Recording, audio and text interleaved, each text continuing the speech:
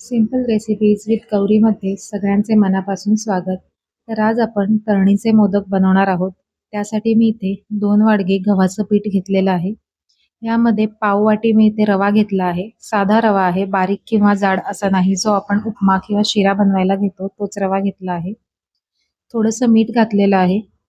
2 चमचा मी तूप घेतलंय. हे तूप घट्ट आहे त्यामुळे मी हे 2 चमचे घेतले. तुम्ही जर पातळ तूप घेणार असाल तर 3 चमचे घ्यायचं आहे आणि थंडच घेतलं आहे. गरम करून मी मोहन वापरलेलं नाहीये. कारण जेव्हा आपल्याला एखादा पदार्थ खुसखुशीत बनवायचा असतो, त्याला मोहन हे नेहमी थंडच वापरायचं आहे. थंड तेल किंवा तूप. आणि जेव्हा एखादा पदार्थ कुरकुरीत हवा असतो, तेव्हा गरम कडक करून आपल्याला तूप किंवा तेल वापरायचं आहे.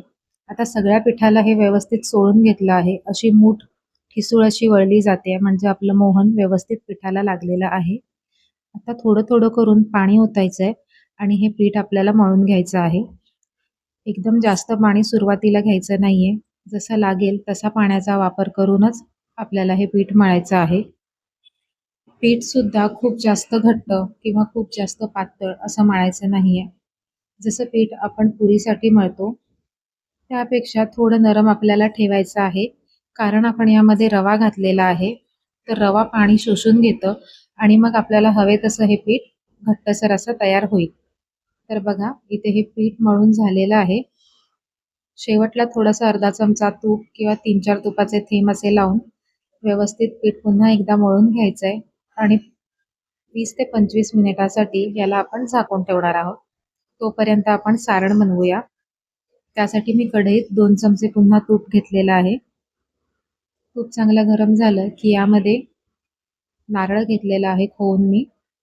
हा एक मीडियम साईजचा नारळ मी खवून घेतलेला आहे. 2 मिनिटं आपल्याला तुपावरती हे भाजून घ्यायचं आहे. या एका मीडियम साईजच्या नारळाच्या चवामध्ये आपले 15-1 मोदक आरामात तयार होतात.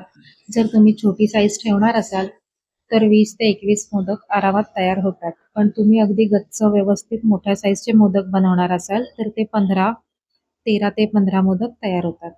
आता 1 वाटी त्या ओल्या खोबऱ्यासाठी मी इथे अर्ध्या वाटीला थोडा कमी गूळ चिरून घेतलेला आहे. गुळाचं हे प्रमाण गोडीसाठी अगदी बरोबर आहे. जर तुम्हाला थोडा कमी वापरायचा असेल तर तुम्ही कमी करू शकता. पण याहून जास्त गूळ जर घेतलात तर खूप जास्त गोड होतो आणि मग तो गूळ वितळेपर्यंत आपलं सारण जे आहे ते परतून थोडं चिवट होतं. त्यामुळे हे जे गुळाचं प्रमाण आहे ते अगदी बरोबर आहे. 1 वाटी पूर्ण खोबऱ्यासाठी अर्ध्या वाटीपेक्षा थोडा कमी गूळ मी इथे घेतलेला आहे.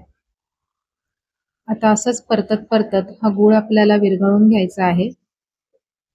7 ते 8 मिनिटांमध्ये गूळ व्यवस्थित वितळला जातो. आता यामध्ये मी वेलची पूड घालणार आहे.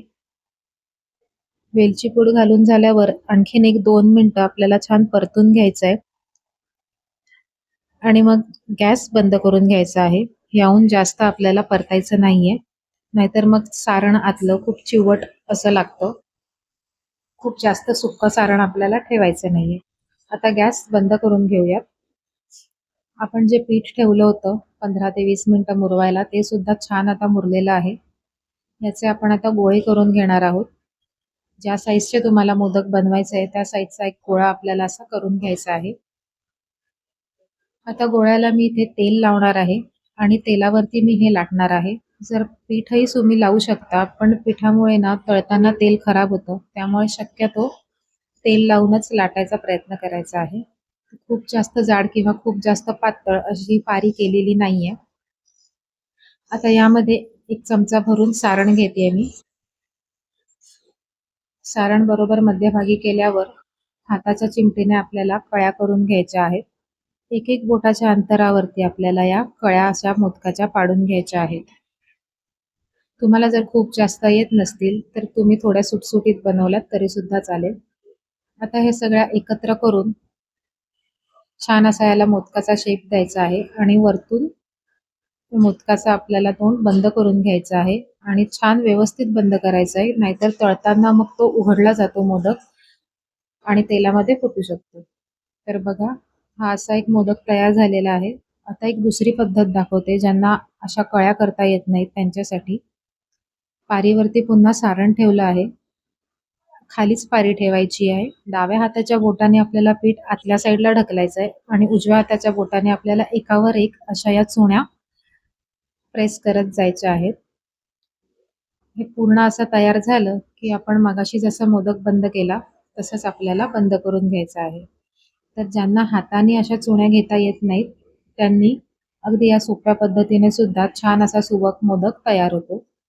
तुम्ही बघू शकताय फार असा काही वेगळा हा दिसत नाही. तुम्हाला दुसरा तयार केलेला मोदक सुद्धा दाखवते. फरक फक्त एवढाच पडतो की आपण हाताने जेव्हा चुण्या पाडतो त्या थोड्या जास्त पडतात आणि या दुसऱ्या मोदकाला थोड्या कमी पडतात. तर आता आपण तळून घेऊयात. तेल गरम करून घेतलेलं आहे. खूप जास्त कडकडीत तेल गरम करायचं नाहीये.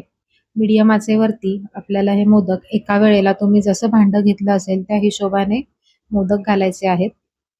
खूप जास्त मोदक एका वेळेला सोडायचे नाहीयेत आणि मोदक तेलात सोडल्या लगेचच त्याला झारा लावायचा नाहीये. 1-2 मिनिटं जाऊन द्यायची आहेत. त्याचं वरचं कव्हर व्यवस्थित सेट झालं की मगच आपल्याला झाऱ्याने एकसारखे सगळ्या साइडून ते सोनेरी रंगावरती तळून घ्यायचे आहेत. मोदकाला झारा लावण्याची घाई अजिबात करायची नाहीये, नाहीतर त्याचा आकार बिघडू शकतो. तेलात सोडल्यानंतर 1-2 मिनिटानंतरच आपल्याला ते मोदक खालीवर करून छान असे तळून घ्यायचे आहे. तुम्ही बघू शकताय छान असा बदामी रंग मोदकाला आलेला आहे. आणखीन 2 ते 3 मिनिटं सतत हलवून आपल्याला हे मोदक तळून घ्यायचे आहेत. तर बघा अशा प्रकारे मी बाकीचे सगळे मोदक सुद्धा तळून घेणार आहे. तर सगळ्या एकसमान रंगावरती छान असे मोदक तळून तयार झालेले आहेत. तर रेसिपी कशी वाटली हे कमेंट करून नक्की कळवा. आवडली असेल तर लाईक करा, शेअर करा, व्हिडिओला हाईप करा आणि अशाच सिंपल आणि सोप्या रेसिपीज बघण्यासाठी सिंपल रेसिपीज विथ गौरी या चॅनलला सबस्क्राईब करून बेल आयकॉन सुद्धा प्रेस करा. नमस्कार.